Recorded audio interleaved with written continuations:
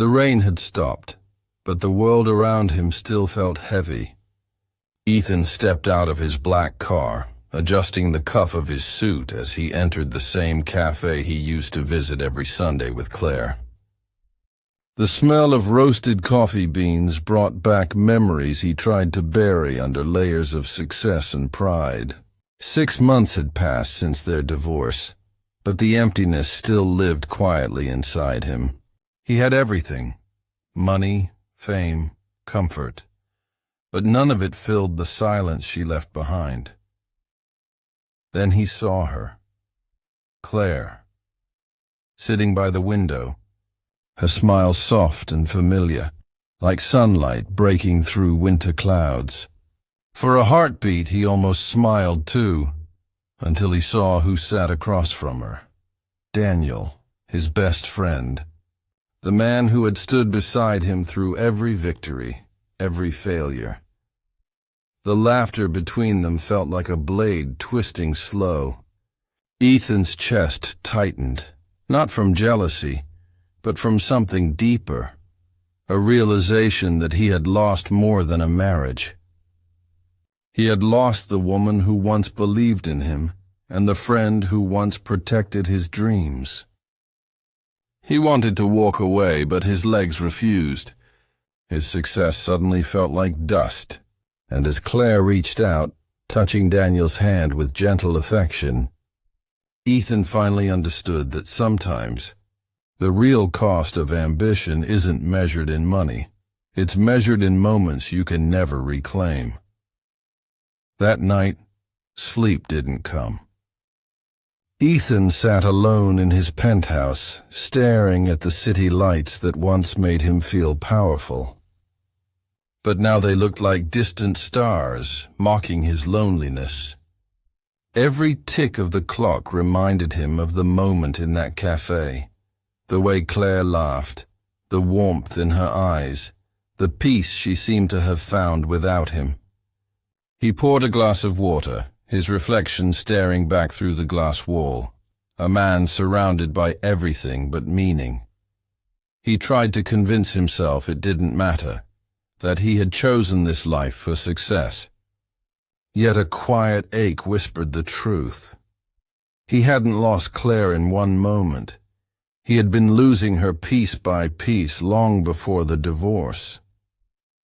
He remembered her sitting across their dining table, asking for his time, his attention, his heart. But he had given her schedules, phone calls, and broken promises. Now she had given her laughter to someone else. Ethan picked up his phone, scrolling through old photos. In one of them, Claire stood beside him at their first house, paint on her cheek, eyes full of dreams. He had chased every dream except the one they built together. The world saw him as a success story. But that night, staring at her smile on a screen, Ethan realized he had become rich in everything except what truly mattered. The next morning, Ethan drove aimlessly through the quiet streets of the city. The world outside was waking up, but inside him, something was breaking apart. Every billboard, every building reminded him of the empire he had built from nothing, and how hollow it all felt now. Success had once been his armor, but now it only made the emptiness louder. He stopped the car near a small park where he and Claire used to sit after long days, dreaming about a life they never truly lived. He got out and walked toward their old bench. It was still there, worn out by time and weather. Sitting down, Ethan closed his eyes and let the past return. He could still hear her laughter, soft and kind, telling him that love was more important than power. But he had forgotten those words somewhere along the way. He thought love could wait, until it didn't. As he sat there lost in thought, he noticed a small child running with a balloon, his mother chasing behind. The scene hit him harder than he expected. Claire had once wanted that, a family, a future, not riches. He felt a sting in his chest, realizing how blind ambition had cost him the only person who ever saw him for who he truly was. For the first time, he whispered into the wind, "I'm sorry, Claire."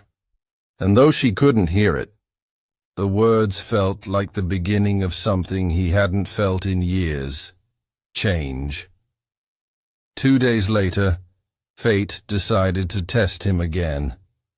Ethan was attending a charity event, one he had sponsored months ago when his life still felt certain. The hall shimmered with luxury, crystal lights, champagne glasses, polite laughter, but his mind was elsewhere. He moved through the crowd like a ghost until he heard a voice he could never mistake. Claire. Her laughter, soft and real, floated across the room. He turned, and there she was, elegant, radiant, and free. But this time she wasn't with Daniel. She stood beside a young girl holding a tray of paintings, helping her present them to the guests. Claire looked proud, happy, alive. Ethan watched quietly, noticing the way she encouraged the girl, the way she smiled with genuine warmth. Something inside him shifted.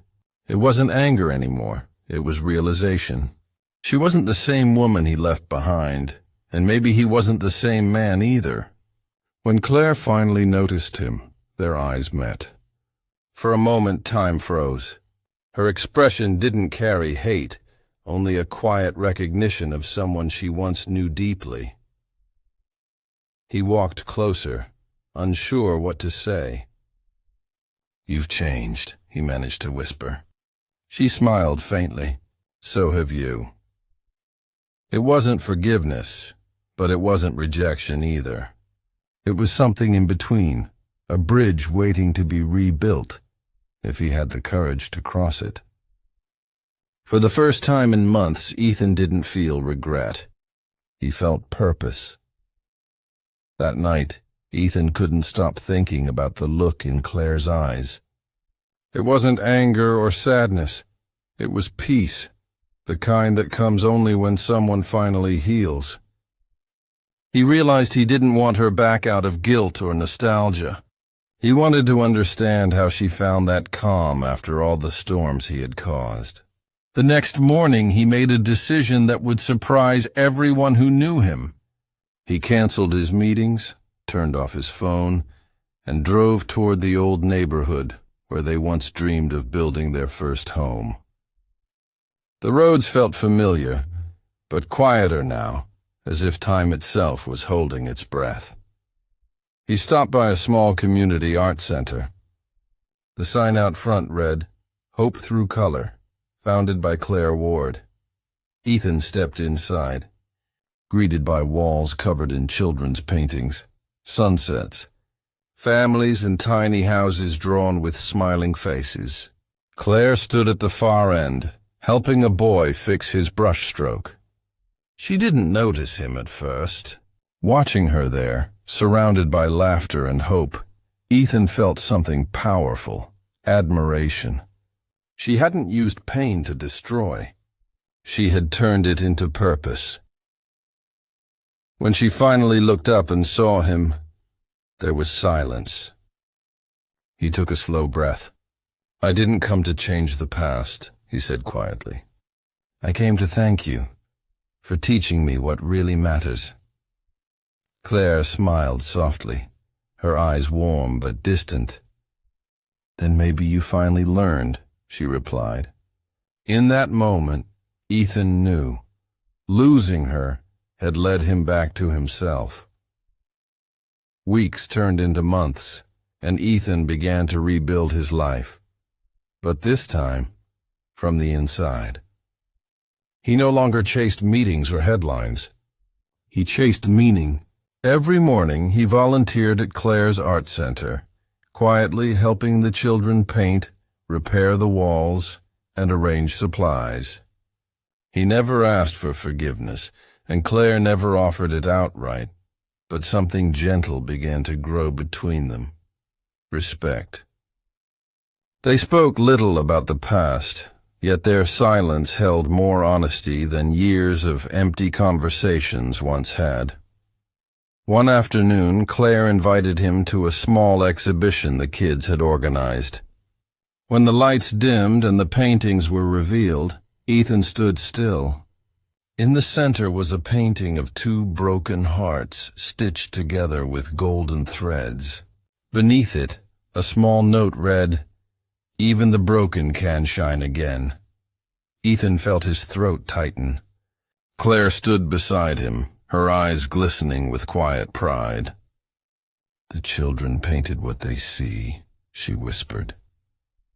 He turned to her, realizing that life had given him a second chance, not to win her back, but to become the man she had once believed he could be. When the applause filled the room, Ethan smiled for the first time in years, not the smile of a millionaire, but of a man who had finally found peace. The pain had shaped him, the loss had taught him, and the love he once ruined had guided him home. Sometimes the greatest success is learning how to start again,